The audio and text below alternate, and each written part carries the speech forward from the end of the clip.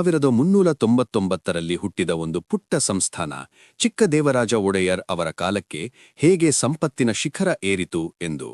ಅಲ್ಲಿಗೆ ಒಡೆಯರ್ ವಂಶದ ಮೊದಲ ಅಧ್ಯಾಯ ಮುಗಿದಿತ್ತು. ಆದರೆ ಇತಿಹಾಸದ ಚಕ್ರ ಯಾವಾಗಲೂ ಒಂದೇ ಕಡೆ ತಿರುಗುವುದಿಲ್ಲ. ಶಿಖರ ಏರಿದ ಮೇಲೆ ಇಳಿಜಾರು ಇರಲೇಬೇಕಲ್ಲವೇ? ರಾಜರು ದುರ್ಬಲರಾದರು, ಸಿಂಹಾಸನ ಅನಾಥವಾಯಿತು. ಇದೇ ಸಮಯಕ್ಕಾಗಿ ಕಾಯುತ್ತಿದ್ದ ಅರಮನೆಯ ದಳವಾಯಿಗಳು ರಾಜರನ್ನೇ ತಮ್ಮ ಕೈಗುಂಬೆಗಳನ್ನಾಗಿ ಮಾಡಿಕೊಂಡರು. ಈ ಕತ್ತಲೆಯಲ್ಲಿ ಉದಯಿಸಿದವನೇ ಸಾಮಾನ್ಯ ಸೈನಿಕ ಹೈದರಾಲಿ ಮತ್ತು ಆತನ ಮಗ ಮೈಸೂರು ಹುಲಿ ಟಿಪ್ಪು ಸುಲ್ತಾನ್. ರಕ್ತಸಿಕ್ತ ಯುದ್ಧಗಳು, ಶ್ರೀರಂಗಪಟ್ಟಣದ ಪತನ ಮತ್ತು ಬ್ರಿಟಿಷರ ಕಪಿಮುಷ್ಟಿ ಇವೆಲ್ಲವನ್ನೂ ಮೀರಿ ಮೈಸೂರು ಮತ್ತೆ ಎದ್ದು ನಿಂತಿದ್ದು ಹೇಗೆ? ರಾಜರ್ಷಿ ನಾಲ್ವಡಿ ಕೃಷ್ಣರಾಜ ಒಡೆಯರವರು ಮೈಸೂರನ್ನು ಜಗತ್ತೇ ಮೆಚ್ಚುವ ಮಾದರಿ ರಾಜ್ಯವನ್ನಾಗಿ ಕಟ್ಟಿದ್ದು ಹೇಗೆ? ಪತನ, ಸಂಘರ್ಷ ಮತ್ತು ಪುನರುತ್ಥಾನದ ಈ ರೋಚಕ ಪಯಣ ಭಾಗ 2 ಈಗಾರಂಭ. 1704 ಚಿಕ್ಕದೇವರಾಜ ಒಡೆಯರ್ ಎಂಬ ಮಹಾನ್ ಬೆಳಕು ಮರೆಯಾಯಿತು. ಆ ಬೆಳಕು ಆರಿದ್ದೇ ತಡ ಮೈಸೂರಿನ ಸಿಂಹಾಸನವನ್ನು ಕತ್ತಲು ಆವರಿಸಿತು. ನಂತರ ಬಂದ ರಾಜರು ಸಿಂಹಾಸನದ ಭಾರವನ್ನು ಹೊರಲಾಗದೆ ಕುಗ್ಗಿಹೋದರು. ಸರಿಯಾಗಿ ಇದೇ ಸಮಯಕ್ಕೆ ರಂಗಪ್ರವೇಶ ಮಾಡಿದವರೇ ದಳವಾಯಿಗಳು. ಅರಮನೆಯ ಚಿತ್ರಣ ಹೇಗಿತ್ತಂದರೆ, ಸಿಂಹಾಸನದ ಮೇಲೆ ರಾಜರು ಕುಳಿತಿದ್ದರು, ಆದರೆ ಅವರ ನಾಡಿಸುವ ಸೂತ್ರ ದಳವಾಯಿಗಳ ಕೈಯಲ್ಲಿತ್ತು. ರಥದಲ್ಲಿ ರಾಜರು ಕುಳಿತಿದ್ದರು, ಲಗಾಮನ್ನು ಹಿಡಿದು ತಮಗಿಷ್ಟ ಬಂದ ಕಡೆಗೆ ರಾಜ್ಯವನ್ನು ಓಡಿಸುತ್ತಿದ್ದವರು ದಳವಾಯಿ ದೇವರಾಜಯ್ಯ ಮತ್ತು ನಂಜರಾಜಯ್ಯ. ರಾಜರು ಕೇವಲ ಹೆಸರಿಗೆ ಪ್ರಭುಗಳಾಗಿದ್ದರು, ಆದರೆ ಅರಮನೆಯ ನಿಜವಾದ ಒಡೆಯರು ಈ ಸೇನಾಧಿಪತಿಗಳೇ ಆಗಿದ್ದರು. ದಳವಾಯಿಗಳ ದರ್ಬಾರ ನಡೆಯುತ್ತಿದ್ದ ಹೊತ್ತಲ್ಲೇ ಮೈಸೂರಿನ ಸೈನ್ಯಕ್ಕೆ ಒಬ್ಬ ಸಾಮಾನ್ಯ ಸೈನಿಕನಾಗಿ ಸೇರ್ಪಡೆಯಾದ ಯುವಕ ಹೈದರಾಲಿ. ಅಕ್ಷರ ಕಲಿಯದಿದ್ದರೂ ಯುದ್ಧದ ತಂತ್ರಗಳನ್ನು ರಕ್ತಗತ ಮಾಡಿಕೊಂಡಿದ್ದ ಅಸಾಧಾರಣ ಮೇಧಾವಿ. ಆತ ಒಬ್ಬ ಸಾಮಾನ್ಯ ಉದ್ಯೋಗಿ. ತನ್ನ ಬುದ್ಧಿವಂತಿಕೆಯಿಂದಲೇ ಆ ಕಂಪನಿಯ ಬಾಸ್ ಆಗಿ ಬೆಳೆಯುವಂತೆ ಹೈದರಾಲಿ ಸೈನ್ಯದ ಮೆಟ್ಟಿಲುಗಳನ್ನು ಏರುತ್ತಾ ಹೋದ. 1961ರ ಹೊತ್ತಿಗೆ ಆತ ಎಷ್ಟು ಬಲಿಷ್ಠನಾದನೆಂದರೆ, ಆಳುತ್ತಿದ್ದ ದಳವಾಯಿಗಳನ್ನೇ ಬದಿಗೊತ್ತಿ ಮೈಸೂರಿನ ಸರ್ವಾಧಿಕಾರಿಯಾಗಿ ಹೊರಹೊಮ್ಮಿದರು. ಇತ್ತ ಶತಮಾನಗಳ ಇತಿಹಾಸವಿದ್ದ ಒಡೆಯರ ರಾಜರು ತಮ್ಮದೇ ಅರಮನೆಯಲ್ಲಿ ತಮ್ಮದೇ ಸಿಂಹಾಸನದ ಮೇಲೆ ಕೇವಲ ಹೆಸರಿಗೆ ಮಾತ್ರ ರಾಜರಾಗಿ ಪಂಜರದ ಹಕ್ಕಿಗಳಂತಾದರು. ಹೈದರಾಲಿ ಸುಮ್ಮನೆ ಕುಳಿತು ಆಳುವ ರಾಜನಾಗಿರಲಿಲ್ಲ. ಆತ ಒಬ್ಬ ರಣಕಲಿ. ಮರಾಠರು, ಹೈದರಾಬಾದಿನ ನಿಜಾಮರು ಮತ್ತು ಕುತಂತ್ರ ಬ್ರಿಟಿಷರು ಹೀಗೆ 3 ದಿಕ್ಕಿನಿಂದ ಬಂದ ಶತ್ರುಗಳನ್ನು ಸಮರ್ಥವಾಗಿ ಎದುರಿಸಿ ಮೈಸೂರಿನ ಗಡಿಯನ್ನು ವಿಸ್ತರಿಸುತ್ತಲೇ ಹೋದರು. ಅವರ ಕಾಲದಲ್ಲಿ ಮೈಸೂರು ದಕ್ಷಿಣ ಭಾರತದ ಅತ್ಯಂತ ಬಲಿಷ್ಠ ಮತ್ತು ಭಯಂಕರ ಶಕ್ತಿಯಾಗಿ ಬೆಳೆದು ನಿಂತಿತ್ತು. ಆದರೆ 1782ರಲ್ಲಿ ವಿಧಿ ಹೈದರಾಲಿಯನ್ನು ಕರೆಸಿಕೊಂತು.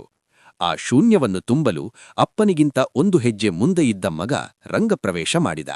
ಅವನೇ ಟಿಪ್ಪು ಸುಲ್ತಾನ್. ತಂದೆಗೆ ತಕ್ಕ ಮಗನಾಗಿ ಬಂದ ಟಿಪ್ಪು ಬ್ರಿಟಿಷರ ಪಾಲಿಗೆ ಸಾಕ್ಷಾತ್ ಸಿಂಹ ಸ್ವಪ್ನವಾಗಿದ್ದ. ಅವರು ಜನ ಕರೆದಿದ್ದು ಮೈಸೂರಿನ ಹುಲಿ ಎಂದು. ಪ್ರಪಂಚಕ್ಕೆ ಯುದ್ಧದಲ್ಲಿ ರಾಕೆಟ್ ತಂತ್ರಜ್ಞಾನವನ್ನು, ಐರನ್ ಕೇಸ್ಡ್ ರಾಕೆಟ್ಸ್ ಅನ್ನು ಪರಿಚಯಿಸಿದ ಕೀರ್ತಿ ಇವರಿಗೆ ಸಲ್ಲಬೇಕು. ಆ ರಾಕೆಟ್ಗಳ ಶಬ್ದಕ್ಕೆ ಬ್ರಿಟಿಷ್ ಸೈನ್ಯ ಬೆಚ್ಚುಬಿದ್ದಿತ್ತು. ಆದರೆ ನಾಣ್ಯಕ್ಕೆ ಇನ್ನೊಂದು ಮುಖ ಇತ್ತು.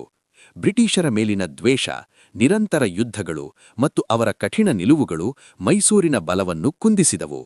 ತಂತ್ರಜ್ಞಾನದಲ್ಲಿ ಗೆದ್ದ ಟಿಪ್ಪು ರಾಜತಾಂತ್ರಿಕವಾಗಿ ಏಕಾಂಗಿಯಾಗುತ್ತಾ ಹೋದರು. ರಣರಂಗದಲ್ಲಿ ಟಿಪ್ಪುವಿನ ಕತ್ತಿ ಸದ್ದು ಮಾಡುತ್ತಿದ್ದರೆ, ಇತ್ತ ಅರಮನೆಯ ನೆರಳಿನಲ್ಲಿ ಅದಕ್ಕಿಂತ ಹರಿತವಾದ ರಾಜಕೀಯ ದಾಳ ಉರುಳುತ್ತಿತ್ತು.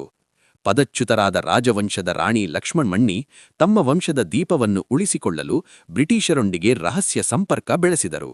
ಅದು ಅವರ ಪಾಲಿಗೆ ಅಸ್ತಿತ್ವದ ಹೋರಾಟವಾಗಿತ್ತು. ಅಂತಿಮವಾಗಿ 1799 ಮೇನ ನಿರ್ಣಾಯಕ ಕ್ಷಣ ಬಂದೇ ಬಿಡಿತು. 4ನೇ ಆಂಗ್ಲೋ ಮೈಸೂರು ಯುದ್ಧದಲ್ಲಿ ಶ್ರೀರಂಗಪಟ್ಟಣದ ಕೋಟೆ ಬ್ರಿಟಿಷರ ವಶವಾಯಿತು. ತನ್ನ ಕೊನೆಯ ಉಸಿರು ಇರುವವರೆಗೂ ಹೋರಾಡಿದ ಟಿಪ್ಪು ಸುಲ್ತಾನ್ ವೀರ ಮರಣವನ್ನಪ್ಪಿದರು. ಆ ಒಂದು ಸಾವು 40 ವರ್ಷಗಳ ದಳವಾಯಿ ಮತ್ತು ಸುಲ್ತಾನರ ಯುಗಕ್ಕೆ ತೆರೆ ಎಳೆಯಿತು. ಮೈಸೂರು ಮತ್ತೆ ತಿರುಗಿ ನೋಡುವ ಸಮಯ ಬಂದಿತ್ತು. ಯುದ್ಧದ ಧೂಳು ಅಡಗಿದ್ದಂತೆ ಮೈಸೂರಿನಲ್ಲಿ ಹೊಸ ಸೂರ್ಯೋದಯವಾಯಿತು. ಕೊಟ್ಟ ಮಾತಿನಂತೆ ಬ್ರಿಟಿಷರು ಸಿಂಹಾಸನವನ್ನು ಮತ್ತೆ ಒಡೆಯರ್ ವಂಶಕ್ಕೆ ಒಪ್ಪಿಸಿದರು. 1999ರಲ್ಲಿ ಪಟ್ಟಾಭಿಷೇಕವಾದಾಗ ಮಹಾರಾಜರಾದ ಮುಮ್ಮಡಿ ಕೃಷ್ಣರಾಜ ಒಡೆಯರವರ ವಯಸ್ಸು ಕೇವಲ 5 ವರ್ಷ. ಆ ಪುಟ್ಟ ಬಾಲಕನ ತಲೆಯ ಮೇಲೆ ಇಡೀ ಸಾಮ್ರಾಜ್ಯದ ಕಿರೀಟವಿತ್ತು. ಯುದ್ಧದ ನೆನಪುಗಳಿದ್ದ ಶ್ರೀರಂಗಪಟ್ಟಣವನ್ನು ಬಿಟ್ಟು ರಾಜಧಾನಿ ಮತ್ತೆ ಸಾಂಸ್ಕೃತಿಕ ನಗರಿ ಮೈಸೂರಿಗೆ ಮರಳಿತು. ರಾಜ ಇನ್ನೂ ಬಾಲಕನಾಗಿದ್ದರಿಂದ ಮೈಸೂರಿನ ಆಡಳಿತದ ರಥವನ್ನು ಮುನ್ನಡೆಸುವ ಜವಾಬ್ದಾರಿ ಹೊತ್ತವರು ಅನುಭವಿ ಮತ್ತು ಚಾಣಾಕ್ಷ ದಿವಾನ್ ಪೂರ್ಣಯ್ಯ. ಯುದ್ಧ ಭೂಮಿಯಲ್ಲಿ ಕತ್ತಿ ಹಿಡಿದವರು ಅನೇಕರು, ಆದರೆ ಲೇಖನಿ ಹಿಡಿದು ಇತಿಹಾಸ ನಿರ್ಮಿಸಿದವರು ವಿರಳ. ಮುಮ್ಮಡಿ ಕೃಷ್ಣರಾಜ ಒಡೆಯರಂತಹ ಅಪರೂಪ ರಾಜ. ಅವರ ಆಸ್ಥಾನ ಅಕ್ಷರಶಃ ಭುವನೇಶ್ವರಿಯ ಮನೆಯಂತಿತ್ತು. ದೇಶದ ಮೂಲೆ ಮೂಲೆಯಿಂದ ಬಂದ ಸಂಗೀತಗಾರರು, ಕವಿಗಳು ಮತ್ತು ವಿದ್ವಾಂಸರಿಗೆ ಮೈಸೂರು ತವರು ಮನೆಯಾಯಿತು. ಸ್ವತಃ ಅಪಾರ ಜ್ಞಾನಿಯಾಗಿದ್ದ ಮಹಾರಾಜರು ರಚಿಸಿದ ಶ್ರೀ ತತ್ವನಿಧಿ ಎಂಬ ಗ್ರಂಥ ಇಂದಿಗೂ ಪ್ರಪಂಚದ ಅದ್ಭುತಗಳಲ್ಲಿ ಒಂದು. ಅದರಲ್ಲಿರುವ ಚಿತ್ರಗಳು ಮತ್ತು ವಿಷಯ ವೈವಿಧ್ಯತೆ ಎಂಥವರನ್ನೂ ಮೂಕ ವಿಸ್ಮಿತರನ್ನಾಗಿಸುತ್ತದೆ. ಮೈಸೂರು ಇವತ್ತು ಸಾಂಸ್ಕೃತಿಕ ನಗರಿ ಎಂದು ಕರೆಸಿಕೊಳ್ಳುತ್ತಿದ್ದರೆ ಅದಕ್ಕೆ ಅಡಿಪಾಯ ಹಾಕಿದ ಶಿಲ್ಪಿ ಇವರೇ. ಆದರೆ 1831ರಲ್ಲಿ ಮೈಸೂರಿಗೆ ಗ್ರಹಣ ಬಡೆಯಿತು. ಆಡಳಿತದಲ್ಲಿ ಲೋಪವಿದೆ ಎಂಬ ಸಣ್ಣ ನೆಪವೊಡ್ಡಿ ಬ್ರಿಟಿಷರು ಇಡೀ ರಾಜ್ಯದ ಅಧಿಕಾರವನ್ನು ತಮ್ಮ ಸುಪರ್ದಿಗೆ ತೆಗೆದುಕೊಂಡರು. ಆ ಸನ್ನಿವೇಶ ಹೇಗಿತ್ತಂದರೆ, ಕಷ್ಟಪಟ್ಟು ಕಟ್ಟಿದ ಸ್ವಂತ ಮನೆಯ ಕೀಳಿಕೈಯನ್ನು ನಿನಗೆ ಮನೆ ನಡೆಸಲು ಬರುವುದಿಲ್ಲ ಎಂದು ಹೇಳಿ ಹೊರಗಿನವರು ಬಂದು ಬಲವಂತವಾಗಿ ಕಿತ್ತುಕೊಂಡಂತೆ. ಮುಂದಿನ ಬರೋಬ್ಬರಿ 50 ವರ್ಷಗಳ ಕಾಲ ಮೈಸೂರು ಬ್ರಿಟಿಷ್ ಕಮಿಷನರ್ಗಳ ಆಳ್ವಿಕೆಗೆ ಒಳಪಟ್ಟು ಅರಮನೆಯಲ್ಲಿದ್ದ ರಾಜರು ಅಧಿಕಾರವಿಲ್ಲದೆ ನೊಂದರು. ಆದರೆ ಸೋಲಲಿಲ್ಲ. ಕಳೆದುಕೊಂಡ ತಮ್ಮ ಹಕ್ಕನ್ನು ಮರಳಿ ಪಡೆಯಲು ಅರ್ಧ ಶತಮಾನದ ಸುದೀರ್ಘ ಹೋರಾಟ ನಡೆಸಿದರು. ಅದು 1881, ಮೈಸೂರಿನ ಪಾಲಿಗೆ ಸ್ವಾಭಿಮಾನದ ವರ್ಷ. ಬರೋಬ್ಬರಿ 50 ವರ್ಷಗಳ ಹೋರಾಟದ ನಂತರ ಸತ್ಯಕ್ಕೆ ಜಯ ಸಿಕ್ತು. ಬ್ರಿಟಿಷರು ಅಧಿಕಾರವನ್ನು ಮರಳಿ ಒಡೆಯರ್ ವಂಶಕ್ಕೆ ಹಸ್ತಾಂತರಿಸಿದರು. ಅನ್ಯರ ಪಾಲಾಗಿದ್ದ ಮನೆಯ ಕೀಳಿಕೈಯು ಮತ್ತೆ ಯಜಮಾನನ ಕೈ ಸೇರಿತು. ಆಗ ಸಿಂಹಾಸನ ಏರಿದ 10ನೇ ಚಾಮರಾಜೇಂದ್ರ ಒಡೆಯರವರು ಕೇವಲ ರಾಜನಾಗಿರಲಿಲ್ಲ, ಇವರೊಬ್ಬ ಅಪ್ರತಿಮ ಕಲಾವಿದ. ತತ್ವಶಾಸ್ತ್ರದಲ್ಲಿ ಋಷಿಯಂತಿದ್ದ ಇವರು ಸಂಗೀತದಲ್ಲಿ ಮಾಂತ್ರಿಕರಾಗಿದ್ದರು. ಆಶ್ಚರ್ಯ ವಿಷಯವೆಂದರೆ ಇವರೊಬ್ಬ ನಿಪುಣ ಪಿಯಾನೋ ವಾದಕರಾಗಿದ್ದರು. ಮೈಸೂರು ಅರಮನೆಯಲ್ಲಿ ಕುಳಿತು ಪಾಶ್ಚಾತ್ಯ ಸಂಗೀತದ ಸ್ವರಗಳನ್ನು ಸಂಯೋಜಿಸಿದ ಕೀರ್ತಿ ಈ ಸರಸ್ವತಿ ಪುತ್ರನಿಗೆ ಸಲ್ಲಬೇಕು. ಆದರೆ 1940ರ ಹೊತ್ತಿಗೆ ಕಾಲದ ಕರೆ ಬದಲಾಗಿತ್ತು. ಸ್ವಾತಂತ್ರ್ಯದ ಸೂರ್ಯೋದಯವಾಗುತ್ತಿದ್ದಂತೆ ರಾಜಕೀಯ ಚಿತ್ರಣ ವೇಗವಾಗಿ ಬದಲಾಯಿತು. ಅದು ಹೇಗಿತ್ತಂದರೆ, ನಾಡಿನ ಮೂಲೆ ಮೂಲೆಗಳಿಂದ ಹರಿದು ಬರುವ ನೂರಾರು ಸಣ್ಣ ನದಿಗಳು ಅಂತಿಮವಾಗಿ ಒಂದೇ ಬೃಹತ್ ಸಾಗರವನ್ನು ಸೇರುವ ಸಮಯವದು. ಆ ಸಾಗರವೇ ಭಾರತದ ಒಕ್ಕೂಟ. ದೇಶದ ಐಕ್ಯತೆಗಾಗಿ ತಮ್ಮ ಅಧಿಕಾರವನ್ನು ತ್ಯಜಿಸಲು ಜಯಚಾಮರಾಜೇಂದ್ರ ಒಡೆಯರವರು ಹಿಂದೇಟ ಹಾಕಲಿಲ್ಲ. ಆಗಸ್ಟ್ 1947ರಲ್ಲಿ ಭಾರತ ಒಕ್ಕೂಟವೆಂಬ ಮಹಾಸಾಗರದಲ್ಲಿ ಮೈಸೂರನ್ನು ವಿಲೀನಗೊಳಿಸುವ ಪತ್ರಕ್ಕೆ ಸಹಿ ಹಾಕಿದ ಮೊದಲ ರಾಜರಲ್ಲಿ ಇವರು ಒಬ್ಬರಾಗಿದ್ದರು. ನದಿ ಸಾಗರದಲ್ಲಿ ಬೆರೆತು ಒಂದಾಯಿತು. 1950 ರಾಜಪ್ರಭುತ್ವದ ಸೂರ್ಯ ಮುಳುಗಿ ಗಣರಾಜ್ಯದ ಸೂರ್ಯ ಉದಯಿಸಿದ ವರ್ಷ.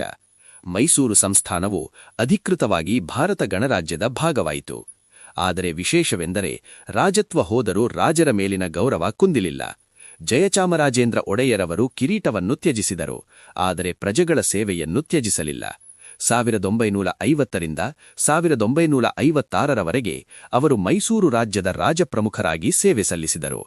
1956ರಲ್ಲಿ ಕನ್ನಡಿಗರ ಬಹುದಿನದ ಕನಸಾದ ವಿಶಾಲ ಮೈಸೂರು ರಾಜ್ಯ ರಚನೆಯಾದಾಗ ಅದರ ಮೊದಲ ರಾಜ್ಯಪಾಲರಾಗಿ ಪ್ರಮಾಣವಚನ ಸ್ವೀಕರಿಸುವ ಮೂಲಕ ಇತಿಹಾಸದ ಪುಟಗಳಲ್ಲಿ ಶಾಶ್ವತ ಸ್ಥಾನ ಪಡೆದರು. 1974ರಲ್ಲಿ ಜಯಚಾಮರಾಜೇಂದ್ರ ಒಡೆಯರವರ ನಿಧನದೊಂದಿಗೆ ಮೈಸೂರನ್ನು ನೇರವಾಗಿ ಆಳಿದ ಕೊನೆಯ ದೊರೆಯ ಯುಗಾಂತ್ಯವಾಯಿತು. ರಾಜಪ್ರಭುತ್ವ ಕೊನೆಗೊಂಡರೂ ರಾಜಪರಂಪರೆ ಕೊನೆಗೊಂಡಿಲ್ಲ. ಅವರ ಮಗ ಶ್ರೀಕಂಠದತ್ತ ನರಸಿಂಹರಾಜ ಒಡೆಯರವರು ಆ ಪರಂಪರೆಯ ದೀವಿಗೆಯನ್ನು ಹೊತ್ತು ಸಾಗಿದರು. ಇಂದು ಅದೇ ಪರಂಪರೆಯನ್ನು ಯದುವೀರ್ ಕೃಷ್ಣದತ್ತ ಚಾಮರಾಜ ಒಡೆಯರವರು ಮುನ್ನಡೆಸುತ್ತಿದ್ದಾರೆ. ರಾಜರ ಆಳ್ವಿಕೆಯಿಲ್ಲದಿದ್ದರೂ ದಸರಾ ಸೇರಿದಂತೆ ಮೈಸೂರಿನ ಸಾಂಪ್ರದಾಯಿಕ ಆಚರಣೆಗಳ ಮುಖ್ಯಸ್ಥರಾಗಿ ಇಂದಿಗೂ ಆ ಪರಂಪರೆಯನ್ನು ಜೀವಂತವಿರಿಸಿದ್ದಾರೆ. 1399ರಲ್ಲಿ ಇಬ್ಬರು ಯುವಕರು ಕೊಟ್ಟ ಒಂದು ಮಾತಿನಿಂದ ಆರಂಭವಾದ ಈ ಕಥೆ 550 ವರ್ಷಗಳ ಕಾಲ ನೂರಾರು ಏಳು ಬೀಳುಗಳನ್ನು ಕಂಡು ಅಲಮೇಲಮ್ಮನ ಶಾಪದಿಂದ ಹಿಡಿದು ಹೈದರ್ ಟಿಪ್ಪು ಸುಲ್ತಾನರ ಬಿರುಗಾಳಿಯವರೆಗೆ ಮತ್ತು ನಾಲ್ವಡಿಯವರ ಸುವರ್ಣಯುಗದಿಂದ ಹಿಡಿದು ಪ್ರಜಾಪ್ರಭುತ್ವದ ಉದಯದವರೆಗೆ ಮೈಸೂರು ಒಡೆಯರ್ ವಂಶದ ಇತಿಹಾಸವು ಕೇವಲ ರಾಜರ ಕಥೆಯಲ್ಲ, ಅದು ನಮ್ಮ ಕರ್ನಾಟಕದ ಹೆಮ್ಮೆಯ ಕಥೆ. ಒಡೆಯರ್ ರಾಜಮನೆತನದ ಆಳ್ವಿಕೆ ಕೊನೆಗೊಂಡಿರಬಹುದು, ಆದರೆ ಅವರು ಬಿಟ್ಟು ಹೋದ ಪರಂಪರೆ ಹೂವು ಬಾಡಿದರೂ ಅದರ ಸುವಾಸನೆ ಉಳಿದಿರುವಂತೆ ಹಿಂದಿಗೂ ಜೀವಂತವಿದೆ. ಅವರು ನಿರ್ಮಿಸಿದ ಭವ್ಯವಾದ ಮೈಸೂರು ಅರಮನೆ, ಕೃಷ್ಣರಾಜ ಸಾಗರ ಆಣೆಕಟ್ಟು, ಅವರು ಪ್ರಾರಂಭಿಸಿದ ದಸರಾ ಉತ್ಸವ